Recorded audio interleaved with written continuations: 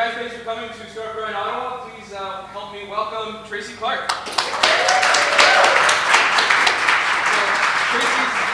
Tracy's been running Bridgehead since 2000. She's the CEO and president, and we're going to find out more about running after. So we're going to find out more about why you started it and all that kind of great stuff. So let's grab a seat. So I hope you guys can hear us and see us. We're going to save all the questions to the end, but basically I'd like to have you share a bit of where you're from. Where did you grow up, and did it have any bearing on the person you are today? This is more personal than I thought it was going to be. Well, I was born in Windsor, Ontario, Car City. My dad was a plant supervisor there before we moved, but we moved around. We moved 9 times before I was 11 years of age, all within Southern Ontario. So I'm kind of a Southern Ontario girl. But we moved here to Ottawa when I was 11.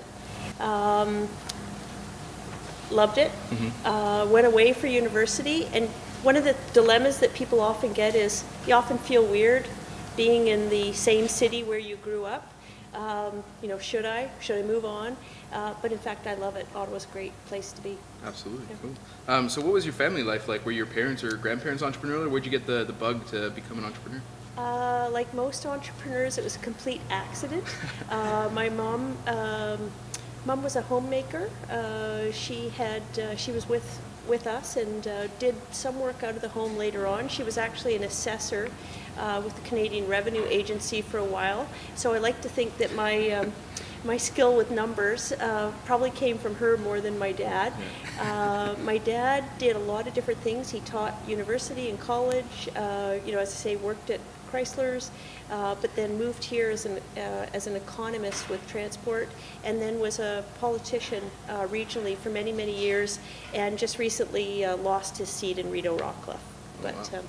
That's okay. That's okay. I didn't want him to run. It's time for something else. But the entrepreneurial bug, the one entrepreneur back in our family was on my mom's side, there were farmers, which all farmers are entrepreneurs. That'll be one of my messages tonight. And then on my dad's side, I had a great-great-grandfather that used to run a candy cart. Cool. I never saw that. You never saw the candy cart? That's the rumor. The story was there, okay. Yeah, the story was there. So you mentioned that you moved away to study. So I know you did an undergraduate degree in international development. No, was it master's? Oh, no. The other way, no. No. Okay, well, how about you tell us? Okay, What did you study? I had been a tennis player and went away on a tennis scholarship to North Carolina. Mm-hmm. And my dad had wanted me to do a commerce degree, then do law school, then do a CA. He thought it would be really great if I was going to be a corporate tax lawyer. And I was like, no. So instead, I studied physics and biology, but I realized having to do a lot of cutting into the bellies of white mice that science was not going to be it for me either. So I actually didn't finish my undergraduate degree. I have a partial physics degree that I absolutely will not go back and do and finish, but came back and started working in restaurants. The Ritz restaurants. But over time, I realized that I wanted to go back to school, and so I ended up going back and doing a master's in business administration at Concordia in Montreal. Okay, awesome. And so how did... but there was a fellowship in international development management. That's where that that's what it was. Okay. Yeah. And so while you were doing your MBA at Concordia, what did you do previously to Bridgehead and in between that or right after school? Yeah, what did I do? Well, I was working while at school, so I was with the Ritz for 6 years or so, and then going back to school, was very interested in social justice, international development, and in particular solidarity lending and microcredit. I did my master's degree research project on solidarity lending in Bangladesh, and I really wanted to go there on the ground and see how effective that was. And I applied for an Aga Khan Foundation Fellowship and was awarded it, and got to go to Bangladesh and work with BRAC You probably know BRAC, Bangladesh Rural Advancement Committee, the largest international NGO in the world, like massive, you know. And when they talk about a project, you know, well, we're going to do, you know, we're going to do this and it's going to affect 200,000 people at a time. You know, it's just the scale of what they do is absolutely amazing. But that was very eye-opening for me. But I also realized that the charitable side of development didn't feel good.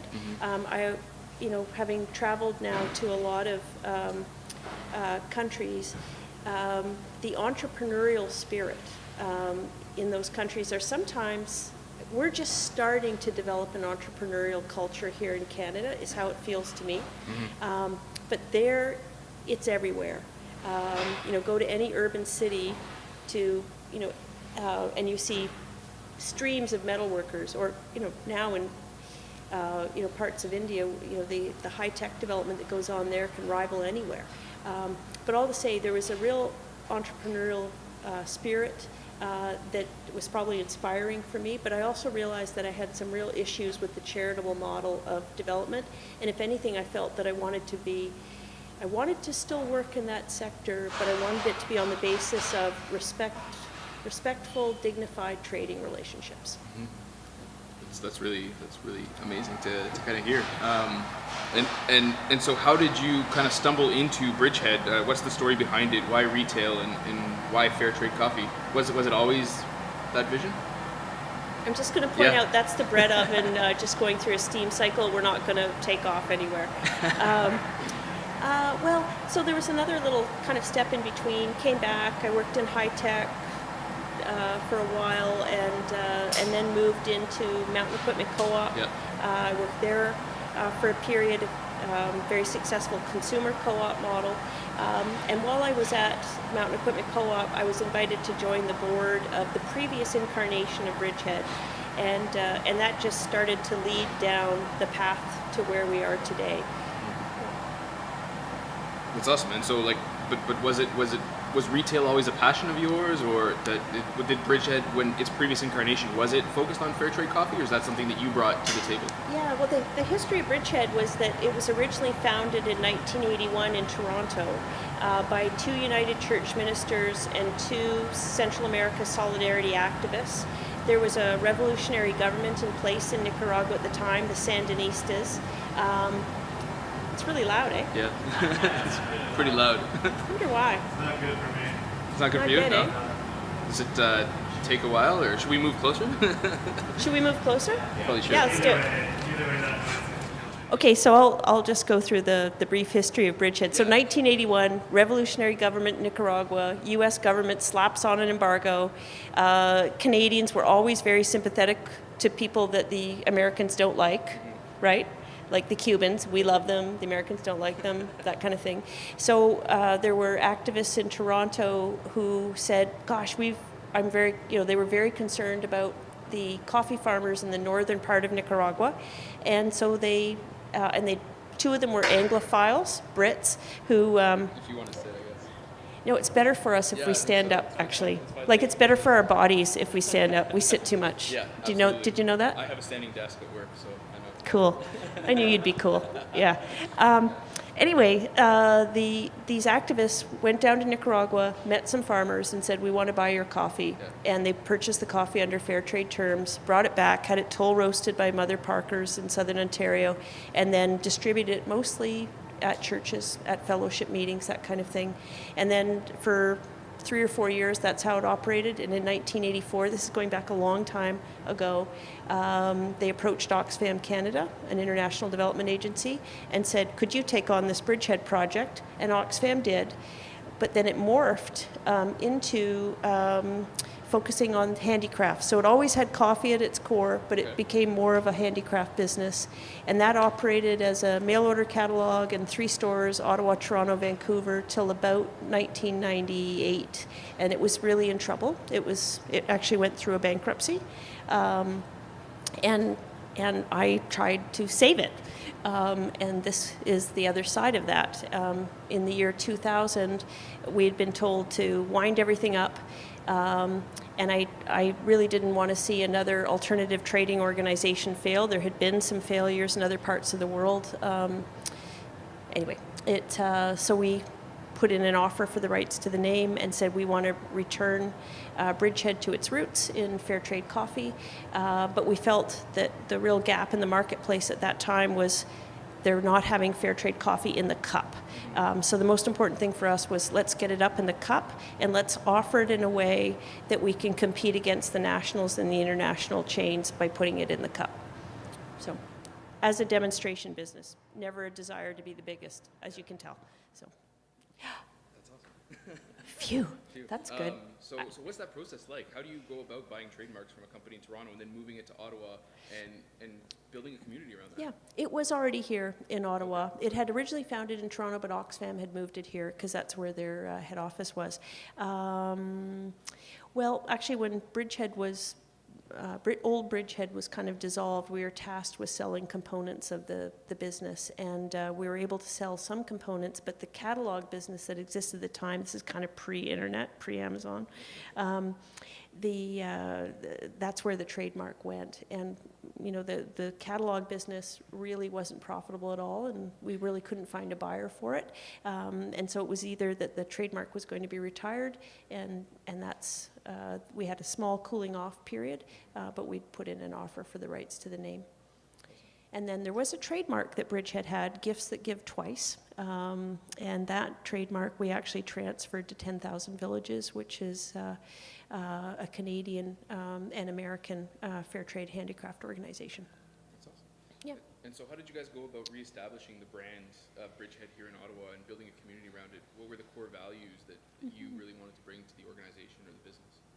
That's a good question.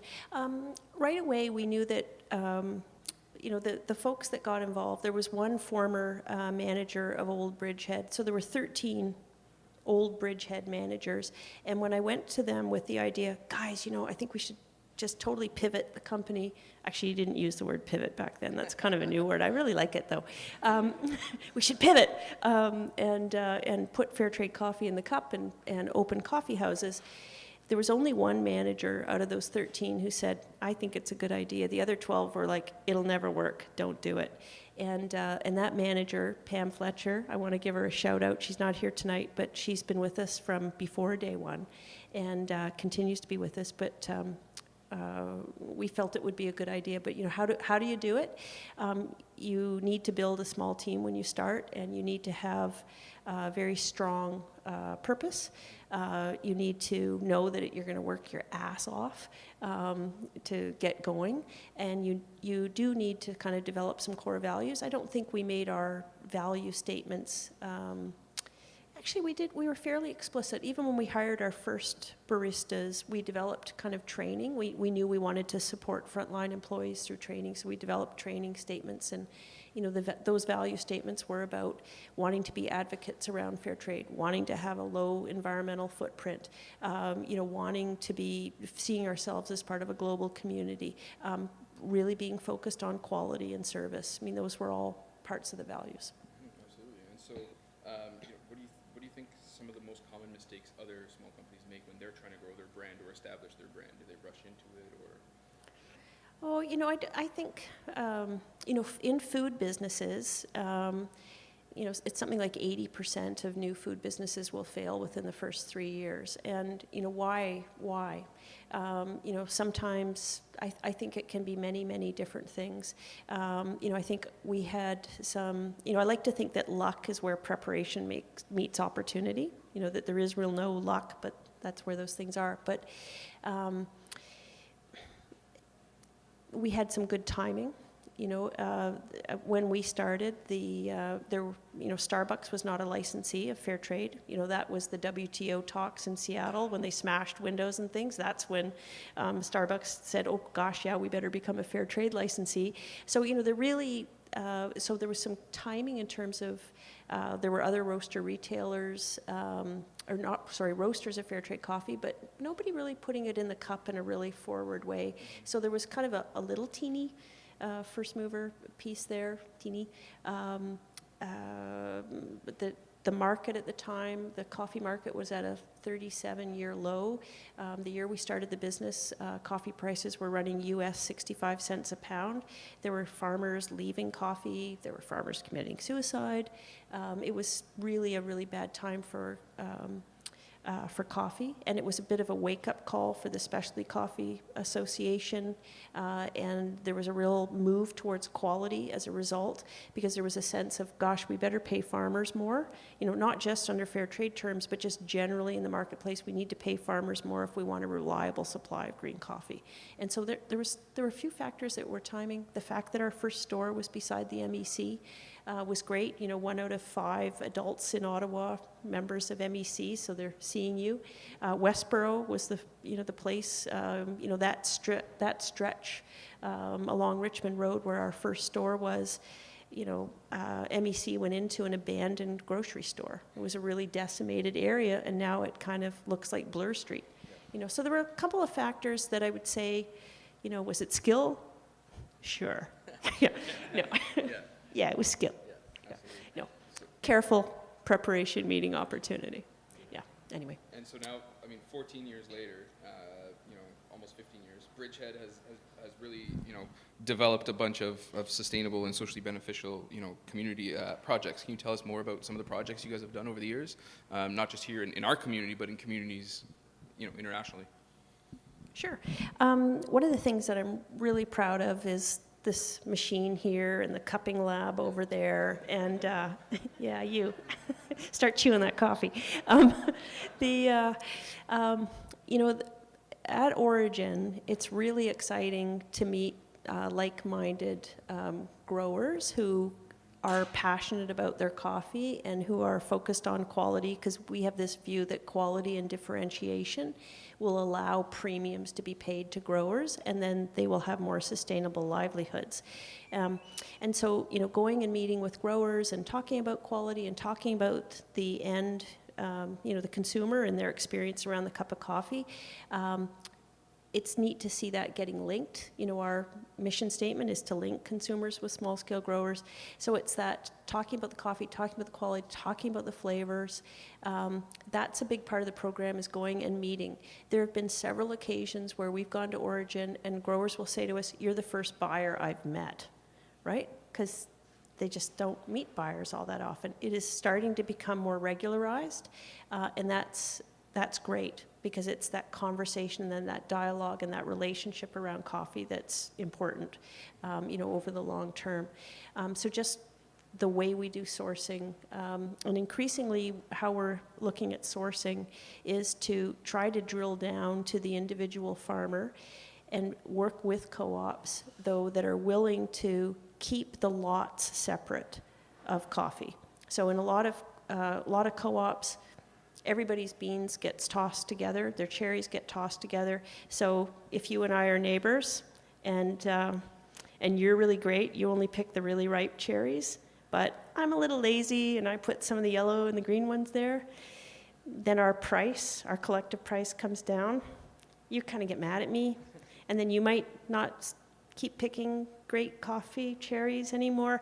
So there's this problem there. But if you can disaggregate the coffee and then trace those individual lots through, and then provide quality incentives in terms of price, then wow, you got more for your coffee? I'm going to start picking the ripe cherries too, if there is a decent enough differential. And that's been, it's hard to believe that that's an innovative thing in Coffee Origin, but it is.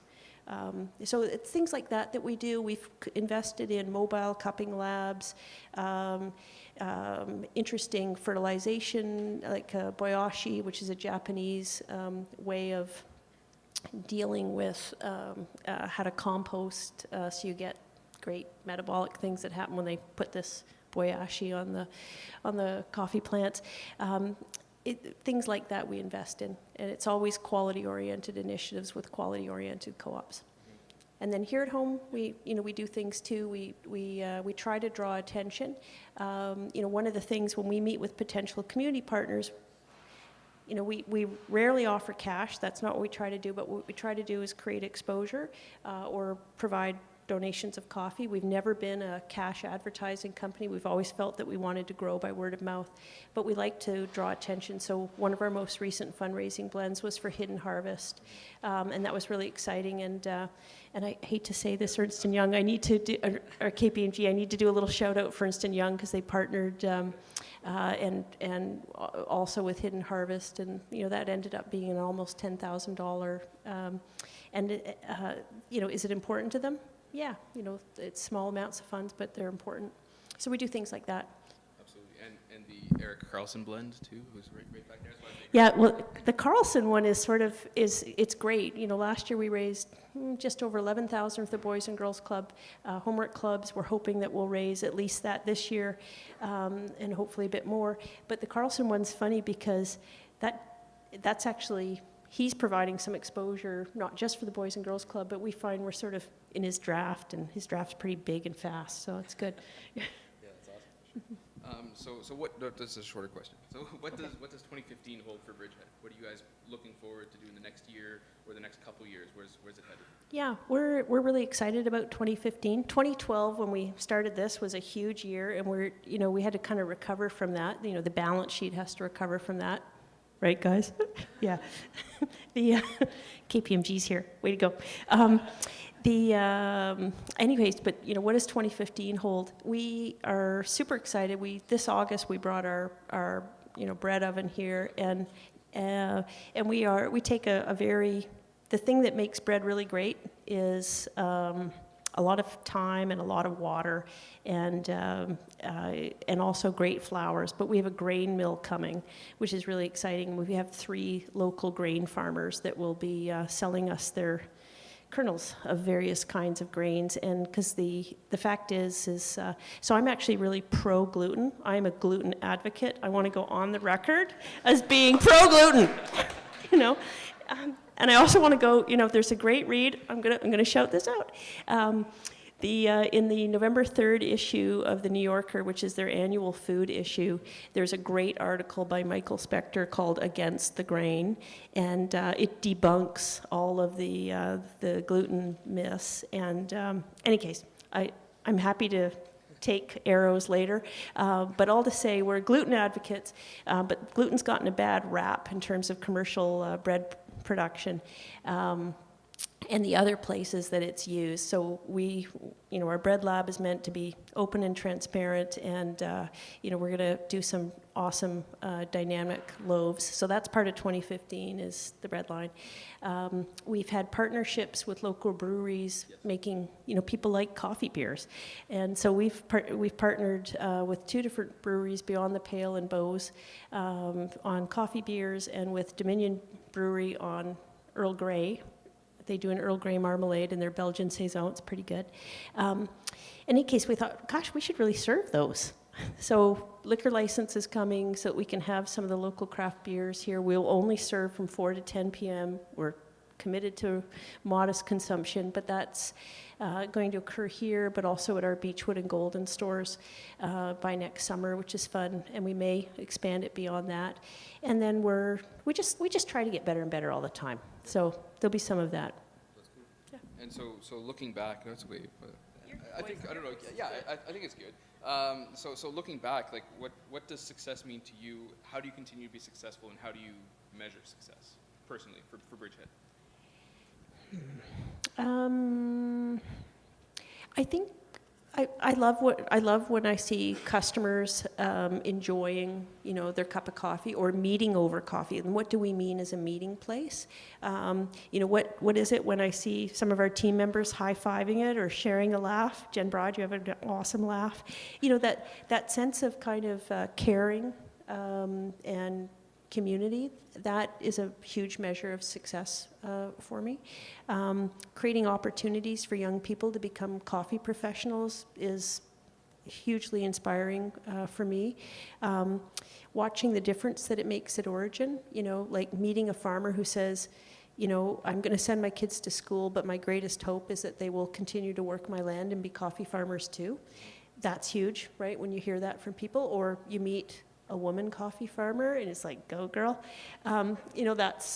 Those are all kind of measures of success that make me feel good.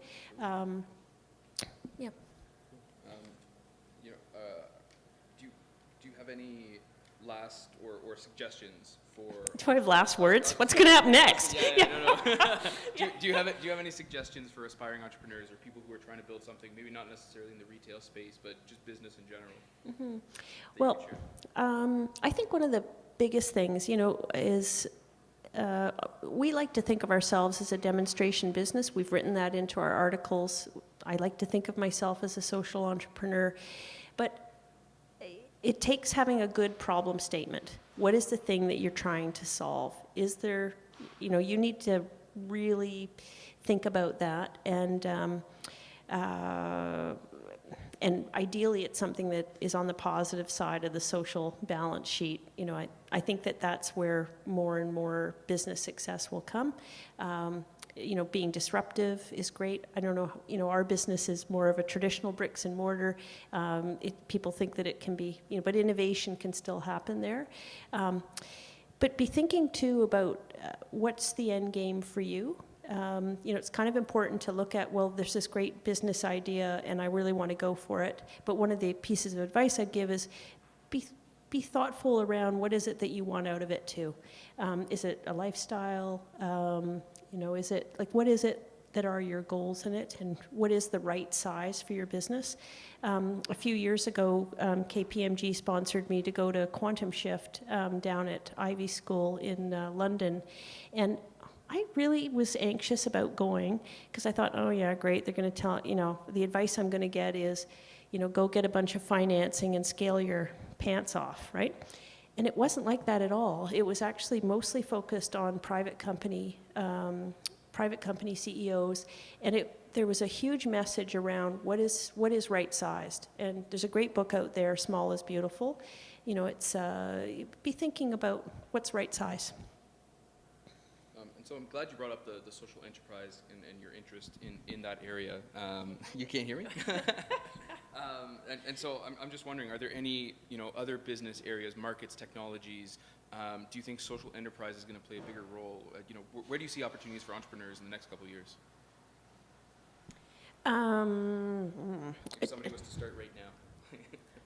It seems like the disruptive technologies are where it's at, for sure.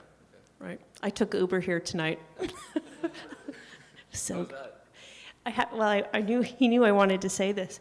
So, because one of the questions, he forwarded the questions earlier today, and one of them was, what apps do you use? And I'm like, holy crap, I hardly use any. I use my calendar. Does that count? Anyway, but I have to say, one of my favorite apps is Uber. Who's used Uber? Yeah, a lot of you guys. Isn't it cool? The app is killer. Had the cab companies developed an app like that, we'd still be taking the cabs and that'd be all fine. But what an awesome disruptive technology. Mm-hmm. So you don't want to talk about the car you came in? Oh yeah. So yeah. So I do my request pickup, and doop, in 9 minutes I'm going to be picked up, and it's no kidding in a Tesla. Cool. So I arrived by Tesla by Uber. Who knew? Yeah, all electric. He's an awesome driver. I've got him. He is an awesome driver. Yeah. So you just mentioned a book, Small is Beautiful, but are there any other books that you're reading right now or apps that you use? I figured books, maybe. The apps. Well, actually, there's a few books that I've read in the last year, and actually the one that I just finished was Dan Barber's The Third Plate. Anybody read that here? Oh, it's so good. So Dan Barber, it's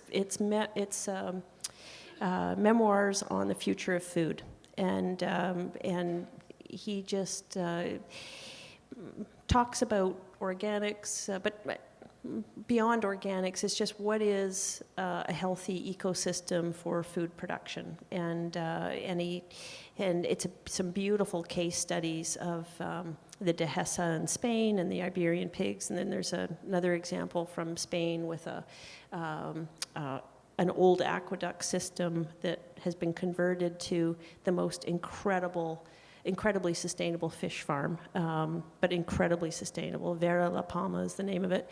And then, has some beautiful work around the thing that's close to our hearts right now, which is grains and, what's happening. There's an amazing case study of Steve Jones, who works at the University of Washington and has 40,000 different varieties of wheat, that he's breeding. Because the whole thing is there was too much attention through the Green Revolution on developing food for yield that sacrifice flavor but also sacrifice the environment. And Dan Barber's profiles are, it doesn't need to be that way. So it's a hugely inspiring book, but that was good. Charles Montgomery, Happy City, was a great read. Michael Pollan, Cooked, so you could tell I'm kind of a food writer, love that kind of thing. Those are my top reads. Yep. And Top movie, Lunchbox. awesome. I haven't heard about that one. It's good. It's good. Cool. How do you maintain focus as an entrepreneur? You guys have so much going on, all the time, different initiatives. How do you focus? How do you execute? I'm looking over at Jen, our manager here, because she's not focused. No. You just sort of stay focused on there is different things going on, but you can't work sequentially. And as your business starts to get larger, you need to develop kind of consensus on what the big goals are and stay really focused on the big goals at any one time. But you also, as the leader, as your time gets more and more fragmented, and you just have to get more comfortable dealing with that, and that's okay. So before I hand it over to the crowd for their questions for you, if you could have a superpower, what would it be, and why?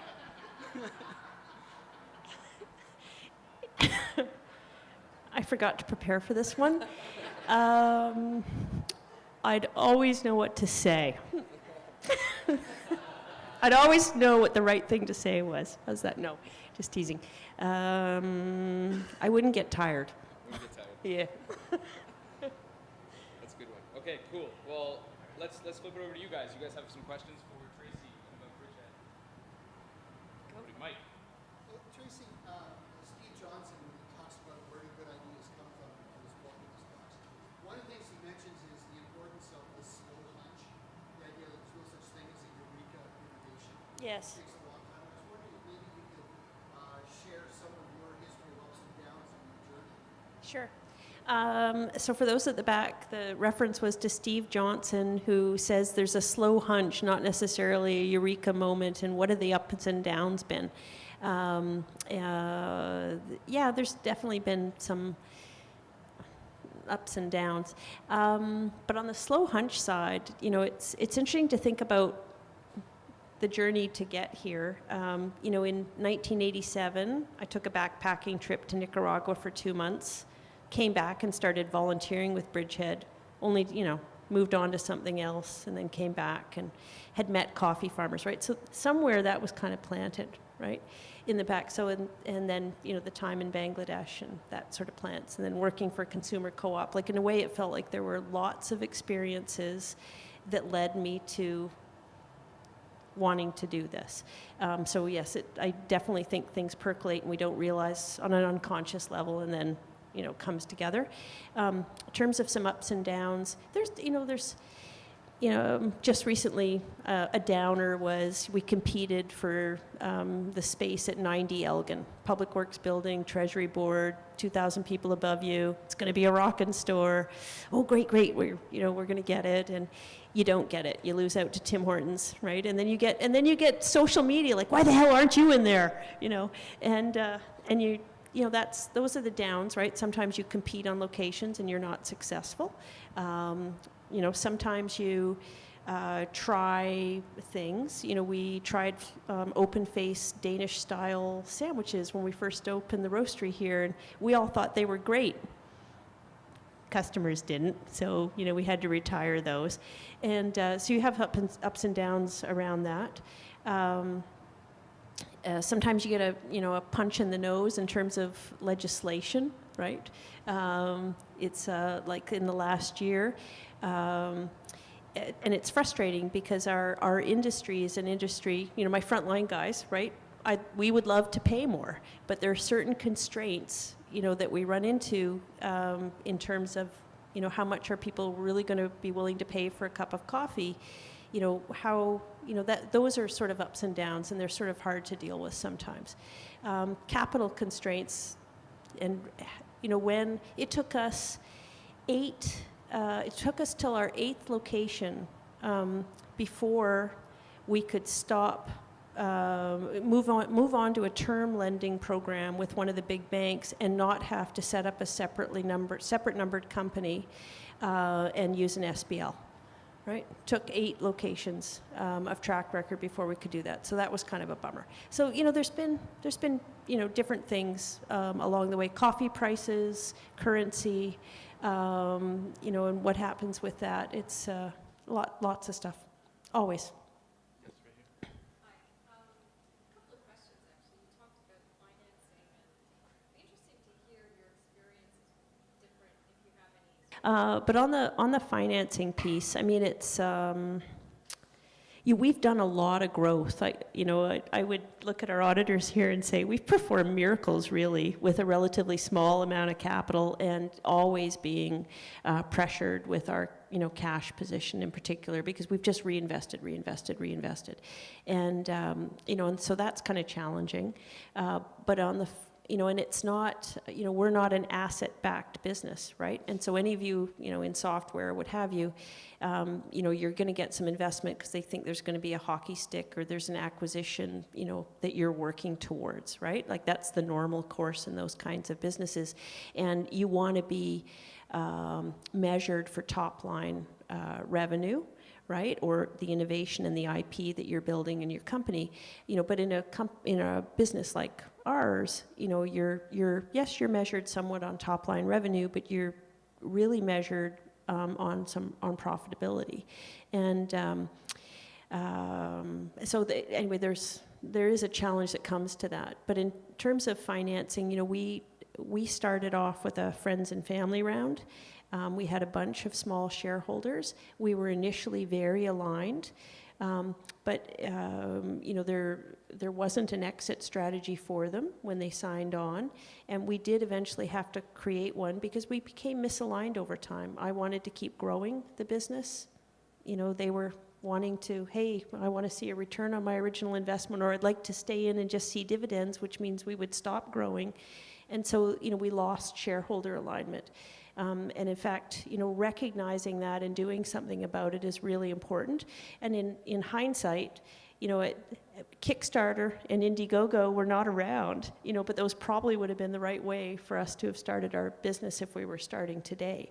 But making sure you have really good shareholder alignment is super, super important. And, always use the friendly money first, right? Is also another good thing.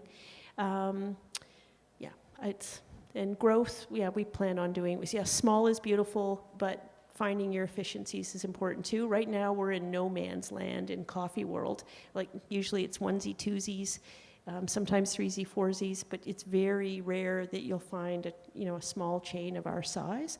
And, it's an interesting sort of place to be. We have to figure out what to do next. But our thought is that, we have created a central hub here between our kitchen and our roastery, which makes us more efficient than most. And it also gives us the ability to be innovative. And, that's the model that we think will work for growth. Thanks for the question. Yeah. Tracy, how do you go about selecting new suppliers? Yeah, well, one of the things that we don't do, like we have probably 6 different insurance brokers call us up each year. Are you going to put that out to tender? Are you going to put it out to tender? And we don't do that often. It's a pain in the butt to kind of get ready for it and to bring that in, and then what is the savings? So sometimes so we don't do things in sort of the normal way on kind of the standard day-to-day stuff. In the early days, we actually purchased all of our cups in. We made a selection based on what had the least environmental footprint. and we used to do our own distribution of our cups across our shops, pain in the butt. And then, you know, several years ago, we made a partnership with Snelling, which is a local paper cleaning company. They're a fantastic company. They've been a fantastic partner of ours. But we said we need full transparency in our partnership, and we want to go to a cost plus. And we've had, you know, fantastic relationship. And so we tend to find partners that we want to be with longer term, and there's a mutual benefit. So something like the Snelling, where they handle all of that. Summerlee Dairy, you know, who, you know, provide us with the Lanctainsia brand of organic milk, and who also do work with Brum's Dairy to bring us the cream in large bladders. You know, that's a great partner that we've sort of cultivated and worked with over time. We have several local farmers that we work with, you know, Dan O'Brien on the meat side, Brian Jess on the green side.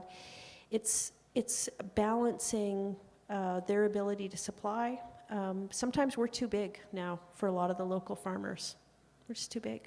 And, you know, it's like, they're like, whoa, you need how many carrots? Like, whoa, you know. But there are, you know, there's some that really make sense to work with. But I know I'm not really answering your question very clearly, but it's often like-minded values and partners and wanting to grow together is how we deal with it. Although, as a counterpoint to that, we've also disintermediated, it's another new word, like pivot, several suppliers over time, and we try to be really upfront about that. So an example right now is we partnered with Urban Juice Press, which is a brand new startup doing raw, non-pasteurized organic juices, because we wanted to test. But I sort of said to them, guys, there's a very good chance we're going to take this in-house, so we're going to do a 2-month trial. You need to know, you know, whether you're comfortable just having exposure in our shops for 2 months. And they're like, yep, we'll sign up for that. So we try to be very transparent, you know, about stuff when we do it.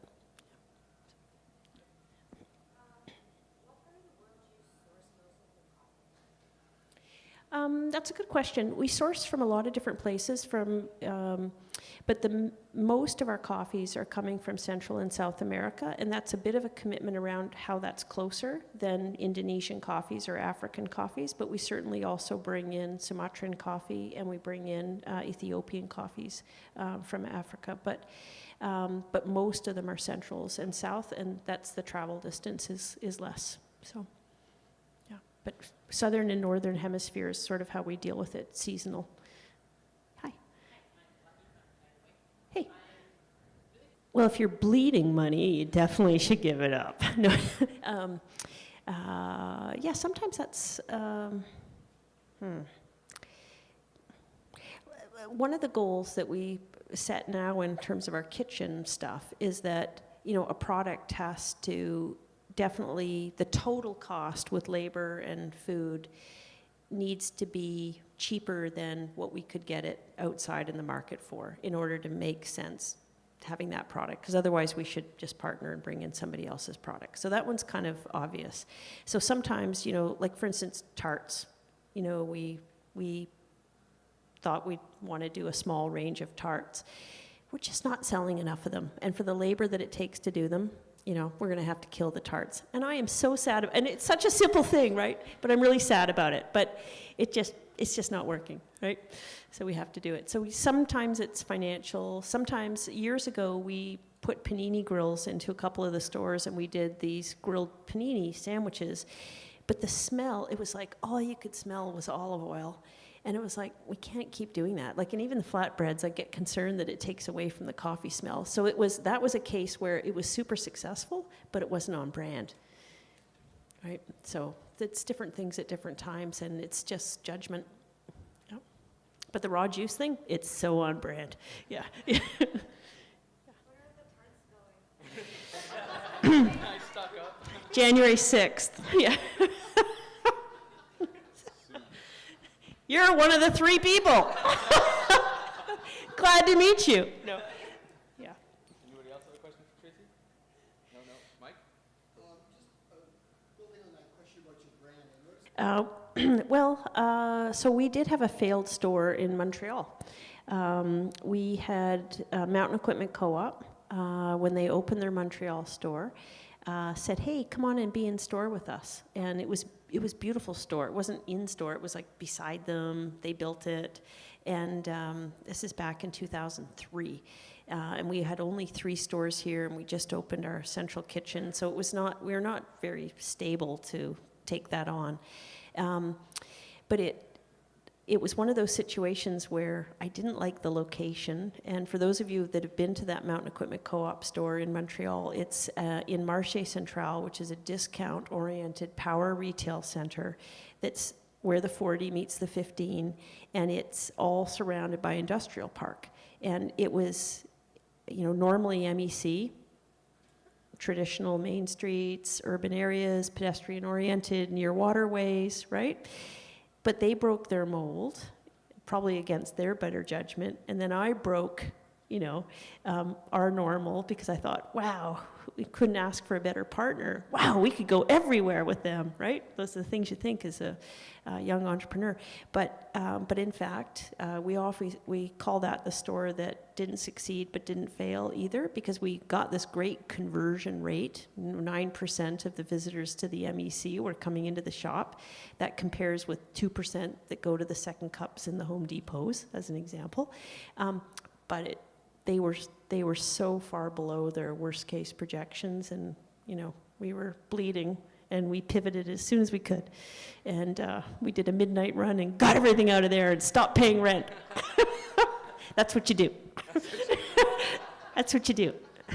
And then the onus is on them to get somebody else in there. Then you pay them the check for those months in between. That's how you do it.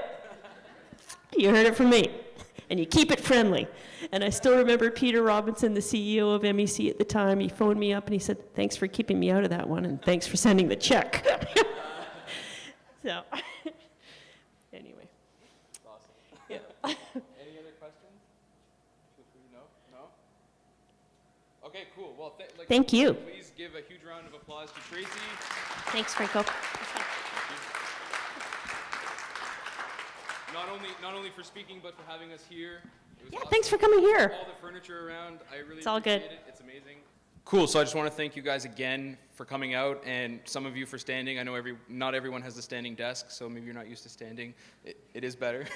I just wanted to let you guys know the next Startup Grind Ottawa is on February 26th with Dax De Silva. He's the CEO of Lightspeed. They just raised $35 million. It's a point of sale. That one will be at Microsoft, so you will be sitting. The next Sales Professionals Ottawa, which some of you may know Glenn, he runs that, is December 10th, a Wednesday from 5 to 7 p.m. Just Google it, you'll find his website. And I also want to let you know that Startup Ottawa is having a Christmas party on December 12th at Fat Boys. So if you guys want to hang out with other startups, have some almost all-you-can-eat barbecue. I forget whether he said it was going to be all-you-can-eat or not, so that's why I threw in almost at the last, just in case. I forget. But startupottawa.ca, you can find your thing there, just in case. Don't tell him I said that. Thanks so much again to Tracy and Bridgehead for hosting us. The food was fantastic. There are more treats back there, I think. Finish it up. Thank you.